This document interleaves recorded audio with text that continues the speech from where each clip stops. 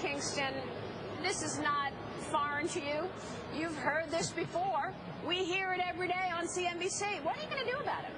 Well, I think what's important is that, and I kind of live in a dream world, but I would love to have as much excitement about the debt as we have had about the shutdown, because the shutdown is really small potatoes compared to going broke. We're at a position right now where our national debt is 100% of the GDP. For every dollar we spend, 42 cents is borrowed. And I believe we can get to long-term entitlement reform. I think we can lay a groundwork out for that in the next 90 days. And we also have the sequestration that's going to be taking place January 1st. That's the law of the land, and those of us who are close to it have concern that the sequestration cuts out the fat and the muscle without regard to either one, and I think we would like to direct the spending a little bit more towards the waste and the inefficiency. And I don't see any reason why Democrats and Republicans can't get together on these things. So let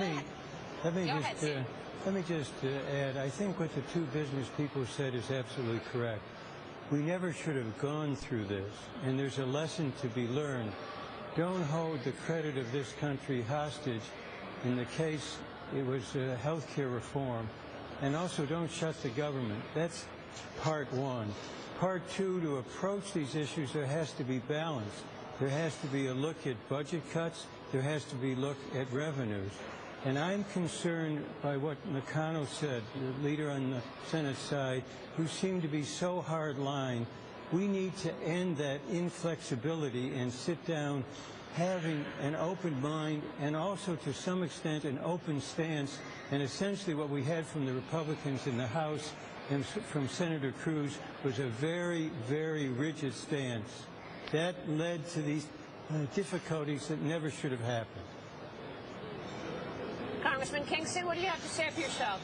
Well, let me say this. We have had a $600 billion tax increase that has gone into effect, and that was the result of one of the last summits. What we did not get were the spending cuts, except for sequestration, which I think Sandy and I would all agree that it's not the most efficient way to reduce spending. But, in the long term, you have to get to the real sensitive stuff, and that means retirement, and that means health care benefits, and that means military spending. And both parties have been very guilty of not wanting to touch the sacred cows that are within there, but I think anything that can move those programs to a more driven approach is going to increase their efficiencies and cut down their waste, and there's a lot within those budgets that I think we could find agreement on. Yeah. Okay, but let the record, I want the record to be clear. The budget cuts since 2011 have been twice the revenue increases. That's the record.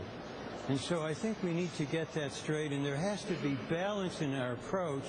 And if we have the kind of rigidity that really engulfed this institution, that really consumed the House Republicans, we won't get anywhere. We have to have balance, not imbalance. You keep blaming the House Republicans where everybody agrees that entitlements need to be changed. How come you haven't done it yet?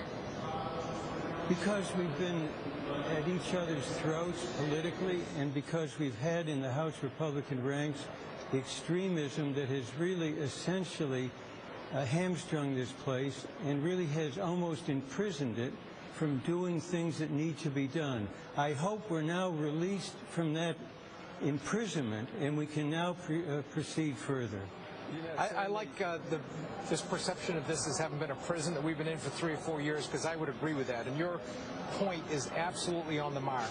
Entitlements are what are going to chew us up. We can make it through this decade.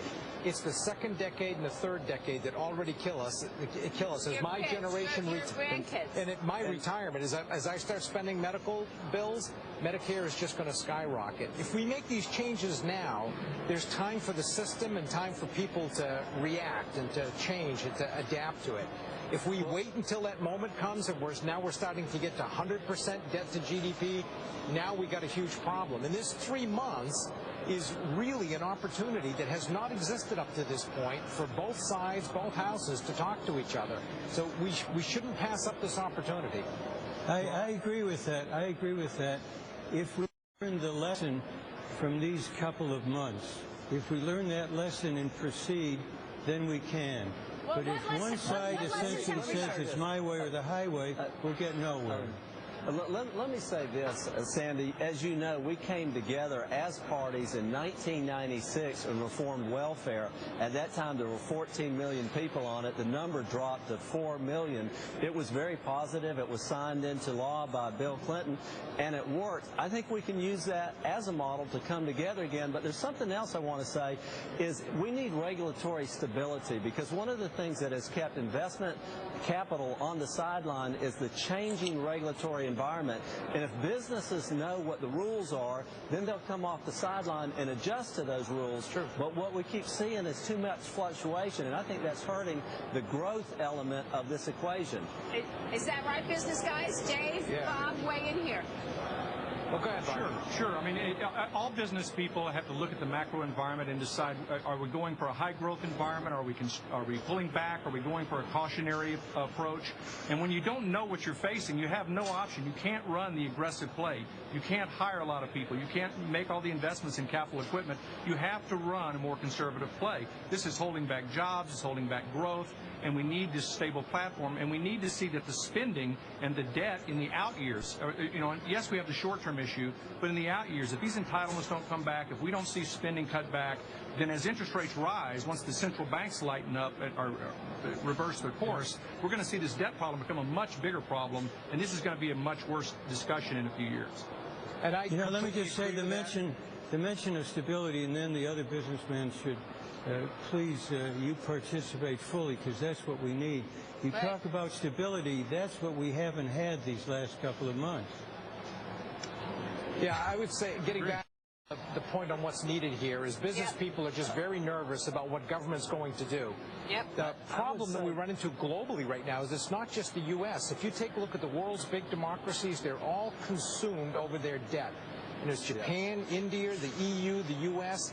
Somebody needs to provide some leadership here. And I think you could actually see some change in the EU happen if the U.S. started to take the lead on our own problems. And we have a 3-month window where we can do this. Real quick, you've been a fantastic executive and really have a window into what's going on. You think we're going to see a weak fourth quarter because of this?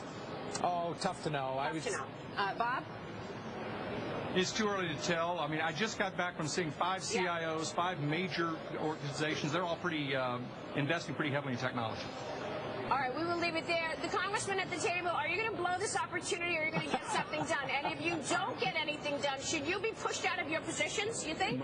My sleeves are rolled up to get to work. I would start immediately with building the Keystone pipeline. It would send a very strong message for job creation and for energy independence. Okay. And I think that would be just the beginning. Sandy, let me just say, final word here. Yeah, we need to pitch in. We need to take advantage of these 3 months. We need to have a much broader discussion than, for example, bringing up Keystone Pipeline. We've got a broader economic challenge ahead. We need to sit down and we need to promote economic growth and jobs, and to do it together and not have one side try to hold up the credit of this country. So you see, there'll be no shortage of divergence of opinions here, but we need to get them all in the same room at the same time. Thank you, gentlemen. Appreciate it. We, of course, I think our viewers wish you all